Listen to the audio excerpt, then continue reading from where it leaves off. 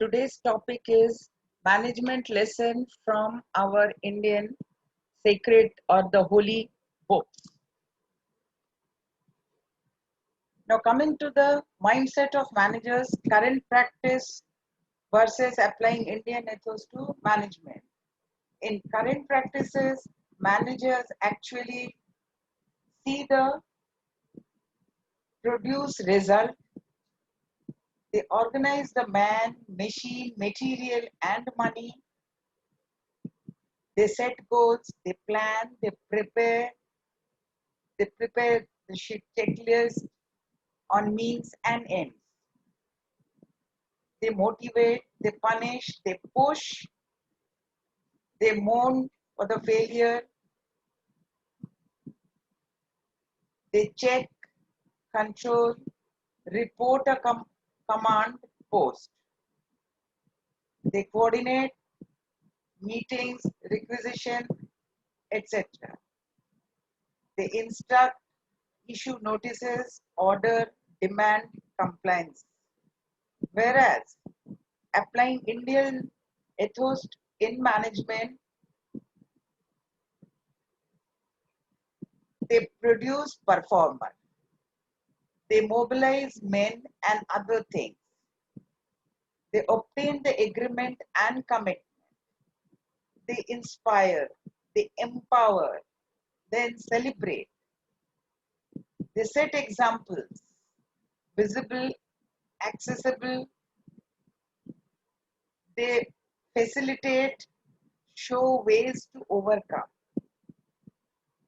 They encourage suggestions, make queries.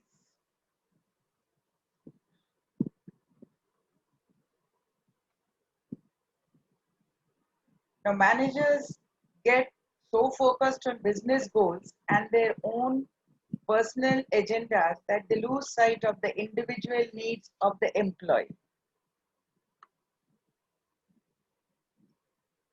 So, what managers should do for the good management? First, trust, as age is not just a number.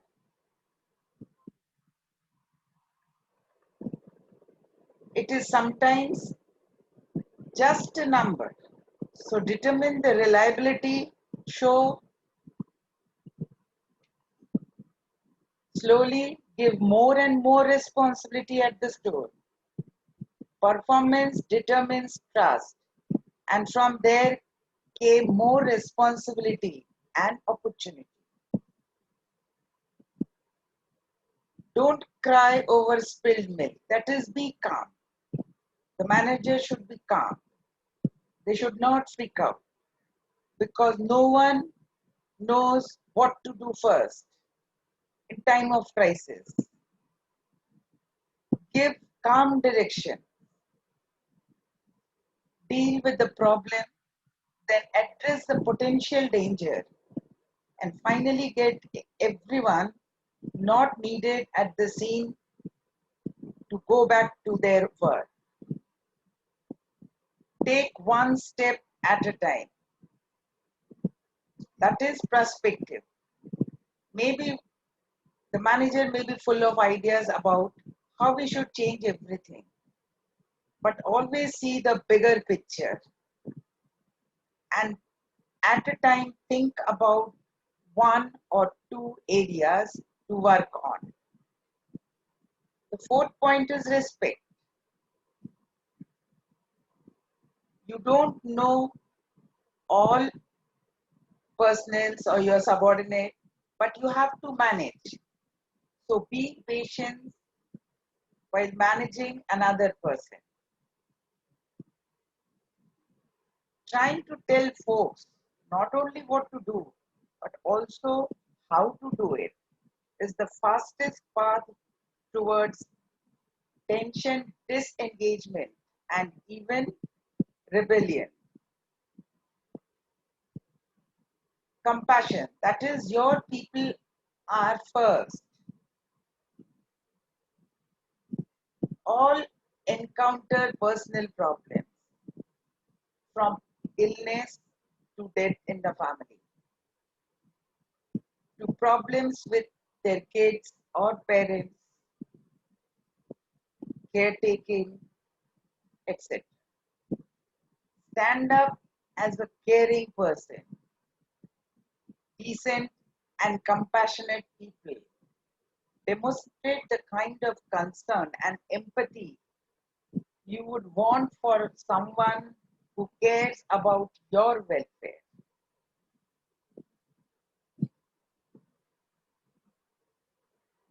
Coming to the management principle taken from Mahabharata.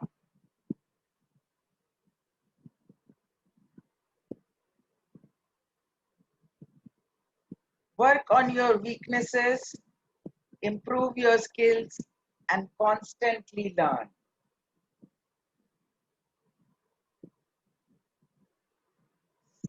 Seize every opportunity. Look out for the opportunities outside your scope of work. Never hassle yourself too much with the motive of defeating your competitor.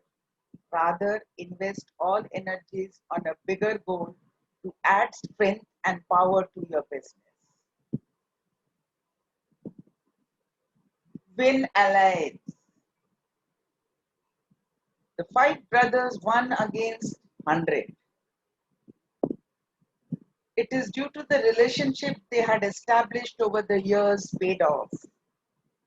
Focus on your own, but you must start reaching out to more people and making allies. This will push you forward when time comes. Distribute work. More people you have working together different goals, the more efficient the output is going to be. One man leadership strategy did not work for the Kauravas, and there is no way it's going to work for any one of us. Know how to build team spirit. Kauravas were plenty in number, but null in strength. Make your team work toward a single goal instead of personal goals. Take contribution, advices from everyone. Hear everyone out. Make them learn how to work with each other. Give your team individual goals. Allot individual goals to each team. This will help build up enthusiasm and in turn help you in the longer run. Even though Pandavas were working toward the same ultimate goal, they had individual roles in the battle. Commitment. Keep it strong. Once you are up for a challenge, do not back out.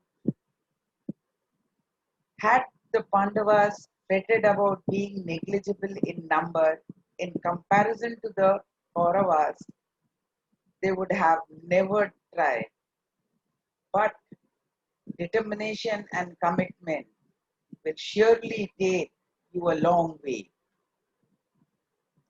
Know every member's potential. If you are going to engage a team, it's better to know what role they suit the best. Pandavas knew how to harness energy from each man in their army. One should be smart enough to use your team's ability and potential to the maximum. One should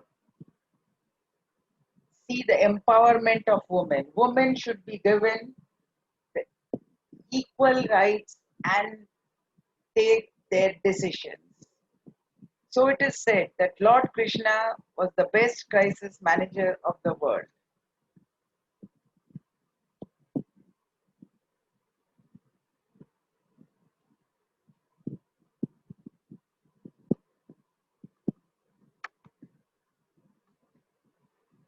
Now coming to the management lesson from Vedas. Vedas, especially the Upanishad, would eventually form the foundation understanding of Sanatan Dharma. and provide direction and purpose in the lives of adherents.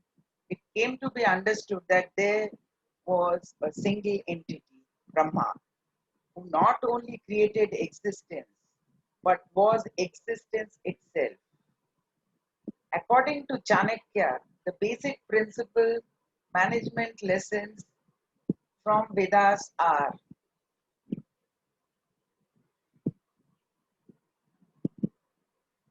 but before going to the principles, let me tell you that there are four Indo-Aryan Vedas. The Rig Veda, it contains the hymns about their mythology. Samaveda consists mainly of hymns about religious rituals. Yajurveda contains instructions for religious rituals. And the Arthava Veda consists of spells against enemies, sorcerers, and diseases. Now, coming to the principle of Vedic management. First is accepting the whole world as one family. Vasudha Iva Kutumbakam. Yes, he did not support the idea of nation state, but he strongly upheld the Vedic belief that the nation state exists not just for the welfare of its citizens, but also for the whole world. This is evident from the very first stanza of Arthashastra. It says, I therefore write this book for the greater good and upliftment of the world. Next is the dedication or the Samarpan Bhav. When Chanakya saw the sad state of his nation, he was depressed and sought revocation, but then realized that vengeance is a dangerous and that it can harm even the one who is holding on to it. He then decided to work to establish a single empire for the greater good.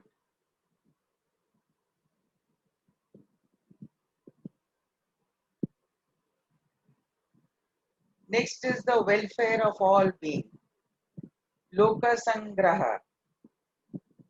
According to Chanakya, this was the supreme duty of everyone, even the king.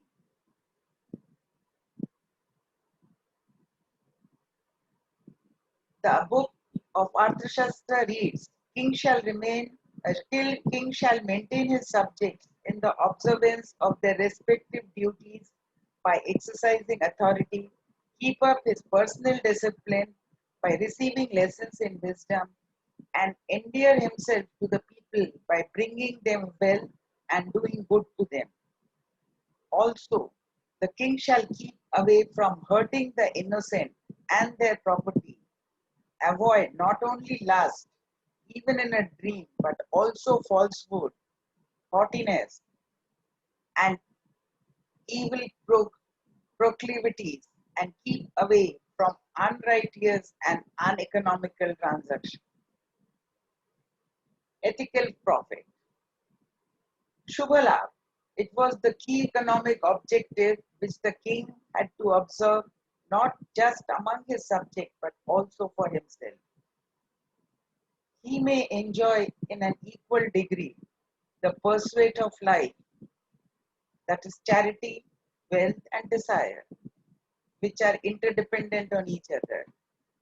Any one of these three, when enjoyed in excess, hurts not only the other two, but also itself. Chanakya held that wealth is as important as desire and charity, but this is possibly only by wealth of their knowledge. Deeds without greed. Nishkama karma. Chanakya upheld the idea of deeds without greed. While mentioning the duties of the king, he writes, a king by overthrowing the aggregate of the six internal enemies, lust, anger, vanity, overjoy, greed, and haughtiness shall restrain the sense organs. He also mentioned the king may enjoy his desires, but only by ensuring non violation of righteousness and no harm to the economy. Shunning extremes. Ati hayatha varjit. That is, balance is a key ingredient. And according to the teaching of Kutila in Arthashastra, while he clearly shunned negative qualities, he also mentioned that people should shun extreme and senseless goodness for the sake of unworthy people. In his word, he says that tree is chopped first, which is straight. The essence of life, according to him, was find the balance between good and bad action, happiness and unhappiness, pain and pleasure, cries and laughter. Now coming to the management lesson of Quran. Quran instructs to be work as a team to accomplish a desired goal. The principle of equal opportunity postulates all members of an organization shall have equal and fair chances to grow, contribute, and be rewarded accordingly. Quran, Islam, the religion of peace. The Holy Quran, the most comprehensive divine book of the world, has the solution to every problem. So the modern principles according and Quran are as follows. Get things done through others. Following the concept, a manager is now understood as the person who works through others. A good manager, therefore, is a person who not only knows what to be done, but exactly how to get it done. The Holy Quran confirms, we raise some of them above others in rank, so that some may command work from others. This encompasses the entire philosophy and wisdom of modern management. It emphasizes in presence, in essence, the creation of appropriate hierarchy and the division of responsibility subject to individual capabilities. Principle of management leadership. Without leadership, every member of the group will go in his own direction instead of following the decision of the group or participate in teamwork. The principle comes from Hadith of Prophet, which says, when men travel together, they should make one of them their leader. This Hadith places an emphasis on the importance of leadership. Third point says about principle of management is the joint consultation. The modern world realized the importance of joint consultation, surah, and teamwork. The Japanese based its management style on this and proved to the world of its effectiveness. The Quran advocates for this concept, work through mutual consultation. Pass over their faults and ask God forgiveness for them and consult them in affairs of moment. Then when you have taken a decision, put your trust in God, for God loves those who put their trust in Him. This principle comes from the social life of Islam. Muslims used to gather before their battle and during the regular meeting held by the Prophet to teach the Sahaba, the companion, the Islamic principles. Obedience and respect for authority. Obedience and respect for authority is the basic fundamental requisite for taking work from other and get it done. It is necessary for people who are given the job to complete a task to obey all legal and reasonable orders and perform it responsibly. Holy Quran instructs, obey Allah and His Messenger and those in position of authority among you. Principle of equal opportunity. The principle of equal opportunity postulates that all members of an organization shall have equal and fair chances to grow, contribute, and be rewarded accordingly. The Holy Quran emphasizes the golden rule. O people, He created you.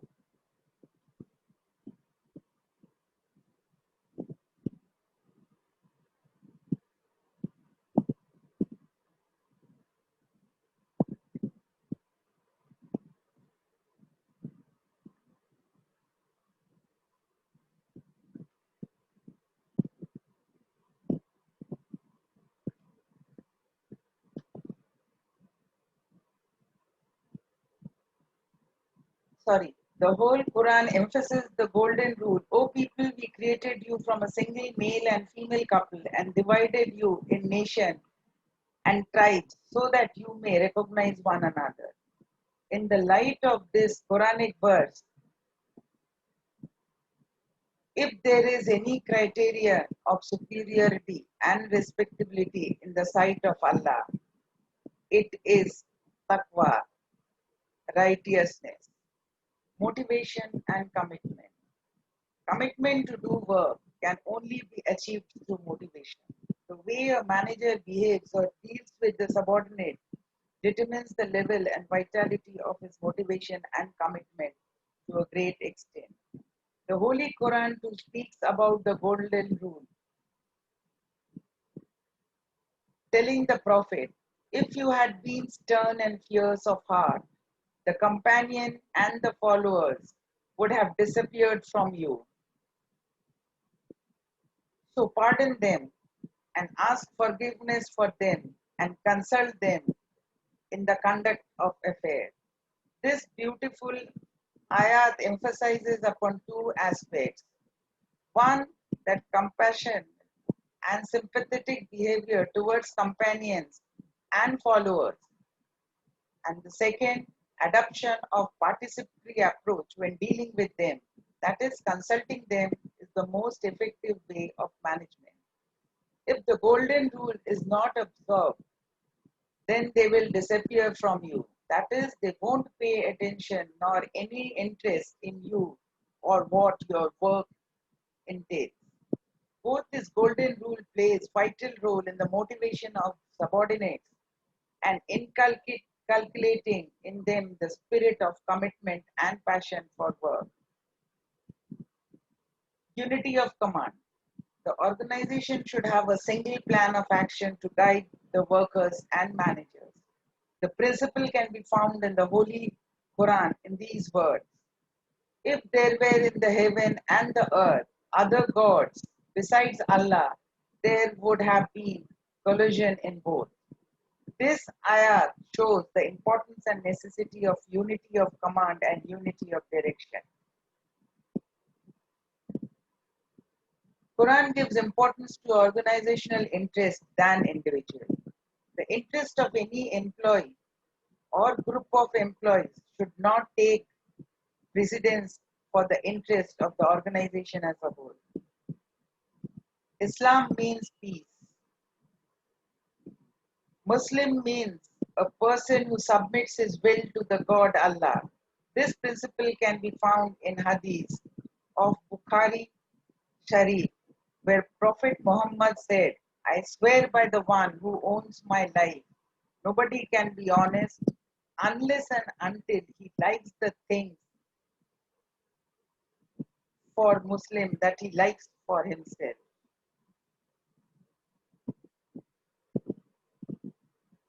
Wages or remuneration. In an organization, the workers must be paid reasonably and fair wages for their services. Prophet Muhammad says that the workers must be paid before drying his sweat. This keeps them happy. Elimination of waste. Wastage maybe in terms of material, energy, human capital, machine utilization, processing time, creates inefficiencies resulting in the increase of cost and consequently decrease in the profit. Continuous and aggressive pursuit of wastage elimination led Toyota to become one of the most efficient manufacturing organization in the world. Their success is based on two principles: complete elimination of wastage, and second is equal level of respect for all. The Holy Quran has spoken against wastage and lavish expenditure in the following words: rendered to the hindered their due rights, also to those in want, and to the wayfarer, but waste not your wealth, time, talent, opportunities, health, etc., in the manner of a spendthrift. For the wasteful are the brothers of Satan, and Satan is ungrateful to his Lord. O children of Adam, wear your beautiful apparel at every time and place of prayer. Eat and drink, but waste not by excess, for Allah loves not the waster. Following these principles, an organization can be able to produce best quality product at the least possible cost.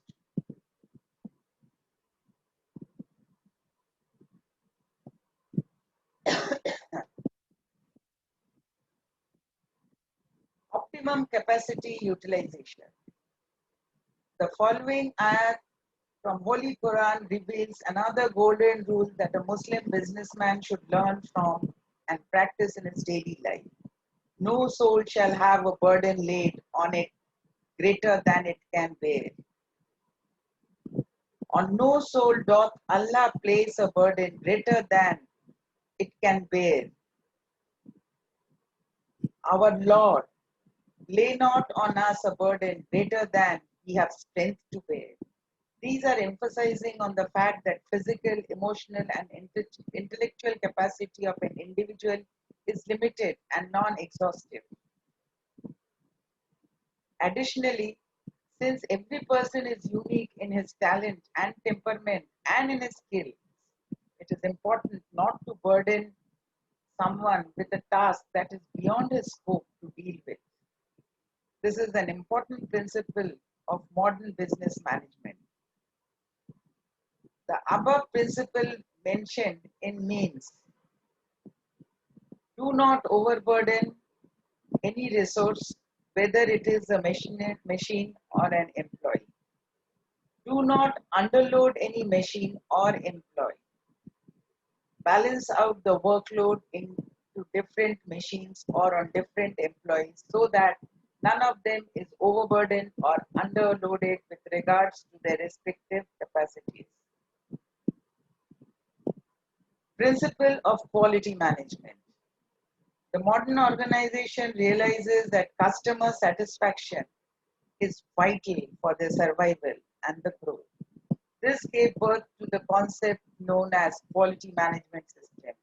There are some organizations whose main focus is to satisfy their customers about the quality of the product or service, and they never compromise on it. Increasingly enough, some companies are many times more profitable over other companies who do not have such intentions.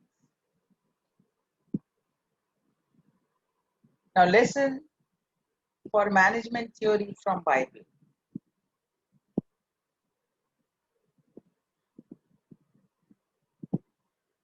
Christian leadership principles. It says, love. God is love, and the love of God has been poured out in hearts by the Holy Spirit who was given to us. Modesty, the quality of not being too proud or confident about yourself or your capabilities. Self development, know yourself and understand your limitation. It basically means to develop your talents and act. The act of deciding for yourself how to improve your skills and action, motivation. It involves biological, emotional, social, and cognitive forces that activate one's behavior. It is the general willingness to do something. It is the set of psychological forces that compels one to take action. Correction, automatically adjusting to or correcting mistakes, malfunctions, compensating for one's own errors or weaknesses. Integrity is the quality of being honest and having strong moral principles. Integrity, meaning whole or complete. In this context, it is the inner sense of wholeness. Follower of God will, that is divine will or God's plan. Will of God falls into distinct categories: international, intentional, circumstantial, and ultimate. God's ultimate will is peaceful world dominated by love and passion. Now coming to the principle of biblical management. These principles include the lordship of Christ over all our life and thoughts, the responsibility to love God with our whole being and to love our neighbors as thyself, the responsibility to pure righteousness and practice justice and mercy to everyone and participate in the worship and activities of the church. God had set up Adam in the garden is a replicable model is also attainable for modern days employers. 1. Give your employer plenty of room. We see God gave Adam a large garden. The sheer amount of vegetation described hints at the amount of space. In the same way, our employees need space too. If we have hired the right person for the right job, they should be able to achieve the principles we give them while having the space to work in a way that suits them best. Resource your employees for success. Adam had what he needed to work the garden because God made sure of it. When disparity did arise, he quickly moved to fix it. For instance, God created Eve. In the same way, we as leaders must be compassionate about ensuring we have given our people the tools they need to be successful. Significantly, Adam wasn't worried about his basic needs. He had food, water, shelter, etc. in adequate supply. As leaders, we need to pay people in a manner that ensures they too have living resources in adequate supply. Next, give clear guidelines around your expectation. As leader, we have to own the process for communication to translation, meaning it is our responsibility to make sure the employees have internalized our expectation, not just heard them. Both Adam and Eve knew they had sinned against God because the expectation had clearly communicated and they understood those expectations well enough to understand the seriousness of the consequences of working outside the guideline. Give your employee a consistent presence. Not giving them enough time, space is unhealthy, but making them feel abundant and alone will often create the same result: an underperforming and unmotivated employee. We see God being active and aware in the garden. Adam didn't have to figure out that he needed Eve. God was present enough to recognize and act on it. With our employees, we need to be consistent in engaging them in a ways that motivate and inspire them. This will look different for each employee. As leaders, we should cater ourselves to them. Acknowledge the result and show compassion. Adam was given work to do, and that work was done very well, although not perfectly. Even though Adam had a hand in bringing sin into our world, God still gave him credit for naming all the animals of the creation. As leaders, we should prioritize thanking our employee on the biggest stage possible and be clear about what they have done to earn our praise. When there is a failure, we should again recognize the result and not avoid the consequences, while at the same time showing compassion. God did not shield Adam and Eve for the consequences of their action, but He did provide them hope of a future serpent crusher in the mindset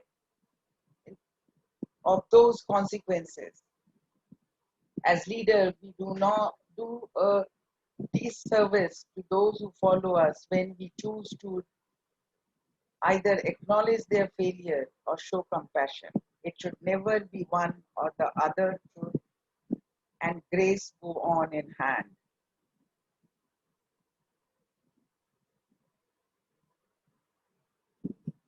Thank you.